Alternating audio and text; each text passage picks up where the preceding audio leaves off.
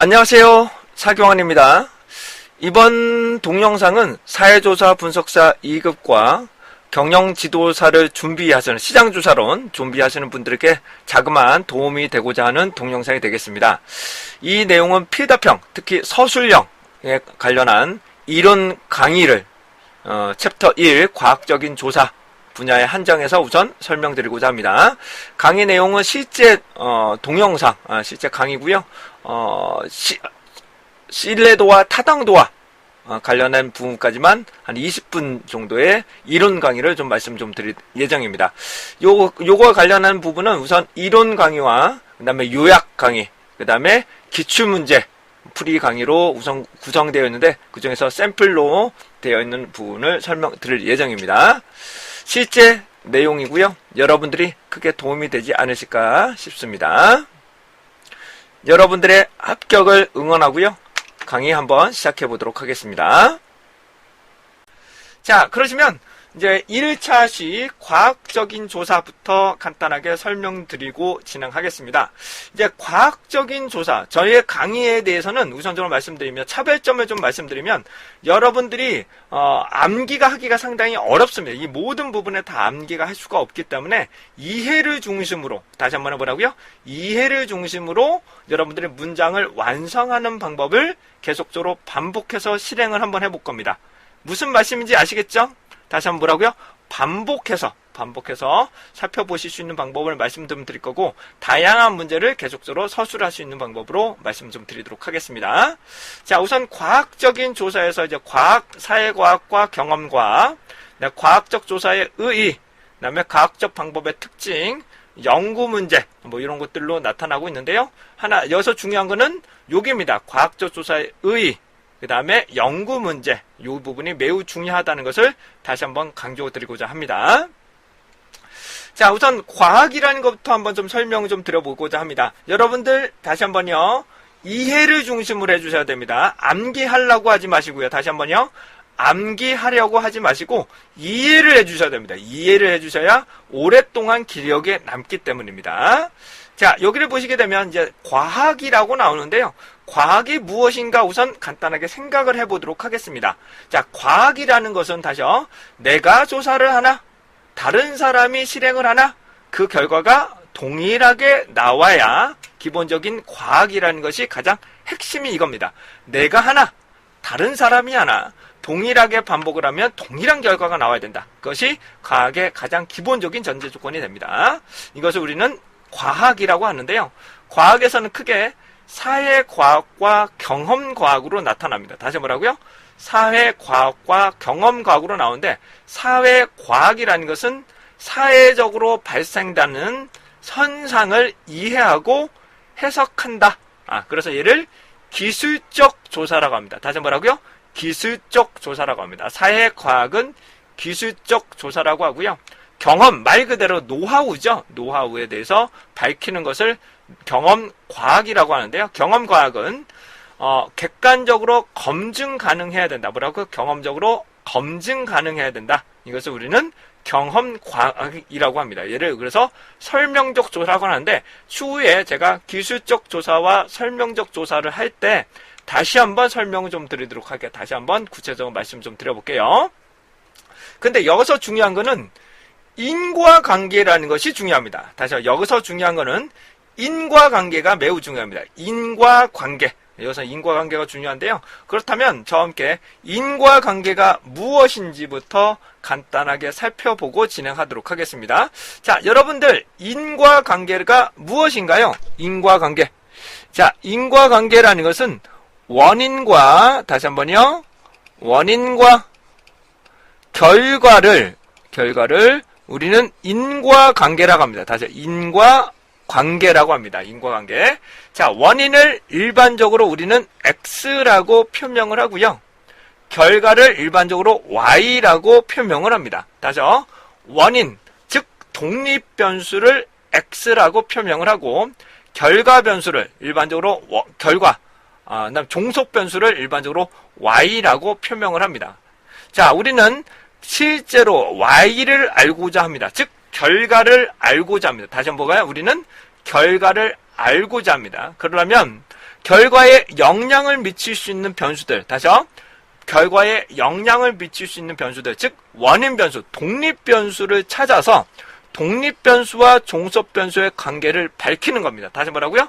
독립 변수와 종속 변수의 관계를 밝히는 것이 경험 과학이 됩니다. 이것을 우리는 상관 분석 이상부터 회귀 분석까지를 우리는 인과관계 분석이라고 보시면 되는데, 상관관계가 좀 애매합니다만은 결론적으로 회귀 분석부터는 인과관계 분석이라고 말씀드릴 수가 있게 되겠습니다. 자, 다시 한번요. 원인과 결과의 관계입니다. 다시 뭐라고요? 원인과 결과의 관계인데, 여기서 중요한 거는 원인이 먼저 변해야 됩니다. 기본적으로 뭐라고요? 원인이 먼저 변하고 그 영향을 받아서 결과가 변해야 됩니다. 다시 한번요. 원인이 먼저 변해서 그 영향을 받아 결과가 변해야 된다. 결과가 변하는 X와 Y의 관계, 원인과 결과의 관계를 가진다. 이렇게 이해를 하시면 되시겠습니다. 여기까지 이해되셨나요? 원인과 결과, 다시 뭐라고요? 원인과 결과가 될 것입니다. 자, 그러시면 저와 함께 원인과 결과의 사례를 한번 잠깐 살펴보도록 하겠습니다. 잠깐만 기다려주세요. 자, 여러분들 이렇게 자료가 있다고 가정을 한번 해보겠습니다. 이렇게 자료가 있으신데요. 요거는 제가 유튜브로서 활동하고 있는데 해당하는 부분에 유튜브 실적입니다. 실제로 5월 달부터 제가 지금 실제로 수익이 나서 이렇게 나타나는데, 추정 수익을 보시면 이렇게 나옵니다. 추정 수익, 구독자부터 이런 조회수, 시청시간 뭐 이런 것들이 나오는데, 여기서 가장 중요한 변수가 뭘까요?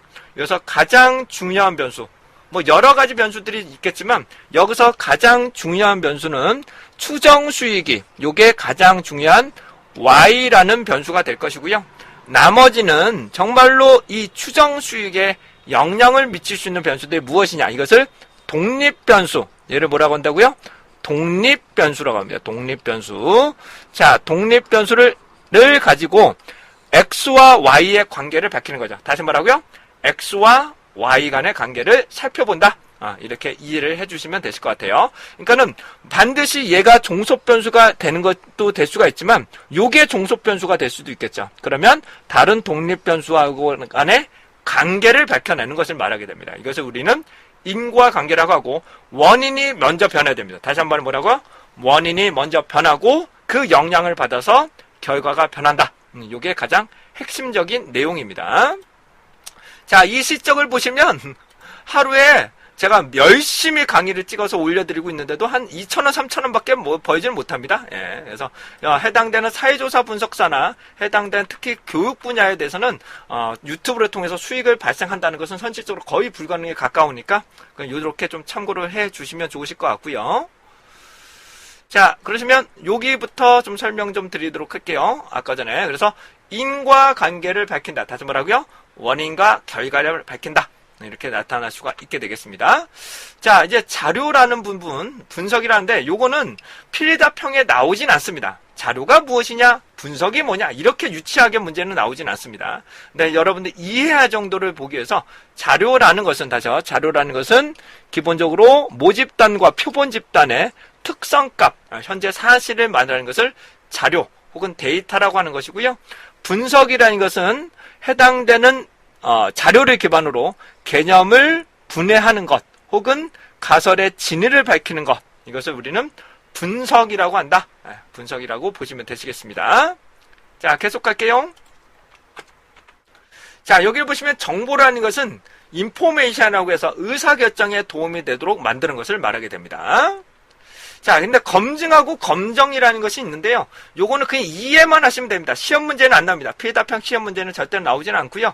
검증이 뭐냐, 검정이 뭐냐, 이거에 대해서는 좀 설명 좀 드리도록 하겠습니다. 왜냐하면 많은 학자 혹은 다른 강사분들 중에서도 검증하고 검정을 제대로 모르신 분들이 되게 많아요. 도서를 집필하시는 분들 중에서도 검증과 검정을 명확하게 구분을 못 하시는 분들이 정말 많습니다. 그래서 이 부분에서는 정확하게 설명을 드리고 가겠습니다.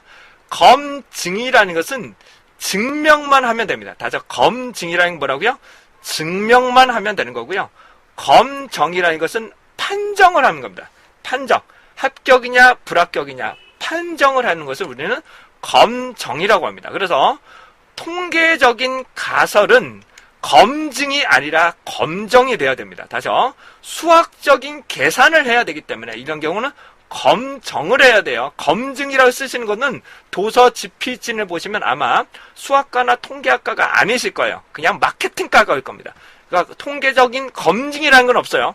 통계적 검정이죠. 통계적 검정을 말하는 것이지 검증이라는 것은 현재 사실을 요약 정리하고 맞느냐 이런 것을 판단하는 것을 검증이라고 하죠. 그래서 빅데이터는 검증과 검정을 같이 진행한다라고 보시면 됩니다. 그러니까 정확하게 판정을 할 거냐 말 거냐 이런 것들이 핵심이라고 말씀드릴 수가 있습니다. 그래서 검증된 데이터, 이미 검수되어 있는 자료를 가지고 진행한다는 것이죠. 예스냐 노냐는 우리가 검정을 하는 것이고요. 자, 아까도 말씀 올린 것처럼 가설 검증은 확인하는 과정 정도, 가설 검정은 기무가설을 채택, 기각하는, 판정하는 경우로 됩니다. 근데 가설 검정의 문제점이 뭐가 있냐면 이분법으로만 해석을 합니다. 예스냐 노냐, 이거냐 아니냐 이것만 판단하기 때문에 소수의 의견이 반영되긴 좀 어렵게 되겠습니다. 그래서 요즘 빅데이터는 검증과 검정을 같이 사용하고 있죠. 자, 이제 과학적인 조사입니다. 과학적인 조사. 자, 과학적인 조사가 무엇인가부터 좀 설명을 드리면 체계적이고 통계적이고 비판적으로 탐구하는 활동을 말합니다. 다시요. 체계적이고 통계적이고 비판적으로 탐구하는 활동을 말하게 되는데요. 여기서 말하는 통계라는 것은 수학이 무조건 베이스가 돼야 됩니다. 수학이 없는 통계라는 것은 존재할 수가 없어요. 수학이 무조건 이론적인 부분에 기초가 돼야 되고요. 수학이 돼야지만 기본적으로 통계가 발전할 수 있다는 점은 여러분들이 이해해 주셔야 되실 것 같아요. 자, 해당되는 부분입니다. 체계적, 통계적, 비판적으로 탐구하는 활동이다. 이렇게 됩니다. 다시 한번 하고요. 계획적으로, 그다음에 통계적으로는 나중에 말씀드릴 거고요. 비판적으로 언제든지 변화가 가능해야 된다는 부분입니다. 과학적 조사의 전제 조건입니다. 과학적 조사의 전제 조건인데 과학적 조사의 설명은 요게 가장 핵심입니다. 체계적, 통계적, 비판적으로 탐구하는 활동, 그리고 나머지 것들은 이제 살을 붙여 나가시는 겁니다. 이런 거는 살을 붙여서 나가서 여러분들 진행하시면 되실 것 같고요. 자, 그래서 해당되는 전제 조건을 보시게 되면 과학적 조사의 전제 조건을 살펴보시게 되면 타당도와 신뢰도라는 것이 있습니다. 다시 여기 나오시는 거 뭐라고요? 타당도와 신뢰도. 자, 과학적 조사의 전제 조건은 타당도와 신뢰도. 매우 중요합니다. 매우 중요한 것이 타당도와 신뢰도입니다. 자, 타당도라는 것은 타당성 정확도라고도 하고요. 신뢰도를 신뢰성 정밀도라고도 합니다. 정밀도. 자, 이거에 대해서 말씀 좀 드려보도록 할게요. 타당도라는 것은 측정하고자 하는 것을 제대로 측정하느냐, 즉 적합하게 측정하고 있느냐, 연구 목적에 적합한 측정 도구를 사용하고 있느냐, 이걸 뭐란다 우리는 타당도라고 합니다. 타당도. 다시요. 연구 목적에 적합한 측정 도구냐, 즉 설문 문항이냐, 즉 제가 길이를 재고 싶은데 주의자를 할 거냐, 혹은 체중계를 쓸 거냐. 체중계로는 어떻게 돼요? 해당되는 키를 측정할 수가 없죠. 그럴 경우는 타당도가 떨어진다라고 말씀드릴 수가 있죠. 타당도와 신뢰도는 높다, 낮다로, 그러니까 상대적인 개념입니다. 다시요. 높다, 낮다 정도만 판단하는 것이죠. 하는 것으로서 타당도는 연구 목적을 잘 측정을 할 수 있느냐. 그 다음에 신뢰도라는 것은 반복적으로 측정했을 때 동일한 결과가 나오냐. 다시요. 반복적으로 측정했을 때 동일한 결과가 나오냐. 그래서 얘를 일관성이라고도 합니다. 얘를 뭐라 한다고요? 일관성이라고도 합니다. 여러분들 생각하시는 신빙성이 아니야. 신빙성이 아니라 반복 측정했을 때 동일한 결과가 나오냐. 다시 한번요. 뭐라고요? 반복 측정했을 때 과연 동일한 결과가 나올 수 있느냐. 이것을 우리는 신뢰도라고 합니다. 신뢰도. 자, 과학적 조사, 즉 통계 분석에서도 해당되는 조사가 무조건 전제 조건이 돼야 되는데 전제 조건에서는 타당도와 신뢰도가 중요하다. 이거는 매우 중요하고요. 피해자평, 그 다음에 조사법론에서 매우 중요하고 타당도의 종류와 해당되는 장점과 단점, 신뢰도의 종류와 장점과 단점, 타당도와 신뢰도의 관계, 이런 것들이 상당히 많이 출제되고 있으므로 이거에 대해서는 계속 반복해서 설명을 드릴 겁니다. 자, 타당도는 다시 한번요. 내가 알고자 하는 참값을 정말로 잘 근접할 수 있느냐, 측정할 수 있겠느냐, 이것을 타당도라고 하는 것이고, 신뢰도라는 것은 반복적으로 측정했을 때, 다시 뭐라고요? 반복적으로 측정했을 때 과연 동일한 결과가 나타날 수 있겠느냐를 살펴보실 수가 있게 됩니다.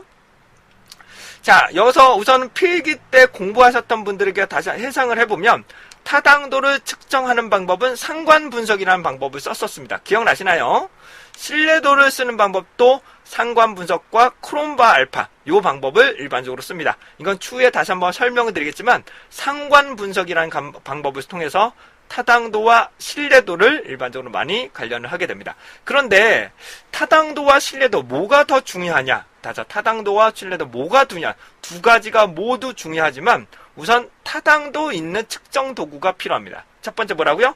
타당도가 확보되어 있는 측정 도구가 필요하고, 두 번째 신뢰도, 즉 반복적으로 측정했을 때 동일한 결과가 나와야 됩니다. 이 두 가지를 전제 조건이 반드시 필요합니다. 자, 설명드릴게요. 자, 아까도 말씀 올린 것처럼 타당도라는 것은 참값에 얼마나 근접하느냐, 신뢰도라는 것은 일관적으로 결과를 얻어낼 수 있겠느냐가 됩니다. 자, 예를 한번 들어보겠습니다. 공인된 체중계를 활용하여 응답자를 IQ를 측정하고자 한다. 공인된 체중계라는 것은 이미 공증된 거죠. 즉, 내가 조사를 하나, 여러분들이 조사하나 동일한 결과가 나오기 때문에 이거는 신뢰도가 매우 높은 결과입니다. 하지만 체중계를 가지고 IQ를 측정할 수는 없기 때문에 타당도는 낮은 겁니다. 뭐라고? 타당도는 낮은 거고 신뢰도는 매우 높다라고 보실 수가 있죠. 공인된 체중계이기 때문입니다. 자, 계속 갑니다. 자, 몸무게 측정을 위해서 용수철이 고장난 측정마다 다른 결과가 나오는 체중계가 있다라고 가정을 하게 되면, 근데 문제는 자기가 측정할 때마다 다르게 나오는 걸 모른다고 가정을 해보겠습니다. 그럴 경우 어떤 결과가 나오냐면, 몸무게 측정을 위해서 체중계를 활용했답니다. 다시 한번 몸무게 측정을 위해서 체중계를 활용했기 때문에 적합한 측정 도구죠. 그렇기 때문에 타당도는 높습니다. 네, 타당도는 높습니다. 하지만 측정할 때마다 다르게 나오긴다는 것은 신뢰도가 떨어지는 거죠. 그러니까 즉 기복이 심하면 신뢰도가 낮다. 기준보다 나쁘다라고 하긴 좀 그렇고 낮다라고 보시면 될 것 같아요. 기본보다는 기준 이하다. 기준보다도 그러니까 낮다야, 낮다. 하위다라고 보시면 되실 것 같아요.